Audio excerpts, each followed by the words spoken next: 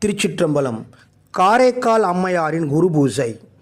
சுந்தரமூர்த்தி சுவாமிகள் திருத்தொண்டர் தொகையில் பெருமிழலை குறும்பர்க்கும்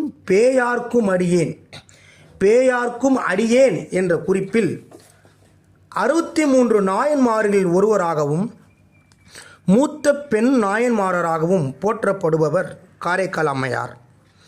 இவர் இயற்பெயர் புனிதவதி. காரைக்காலில் தனதத்தன் தர்மவதி ஆகிய தம்பதியருக்கு மகளாக பிறந்தவர். இளமை முதலே சிவபெருமான் மீது பக்தி கொண்டவர். கணவர் பரமதத்தன் அளித்த மாம்பழத்தை சிவனடியாருக்கு படைத்த நிகழ்வு இவரது வாழ்வில் திருப்பு முனையாக அமைந்தது.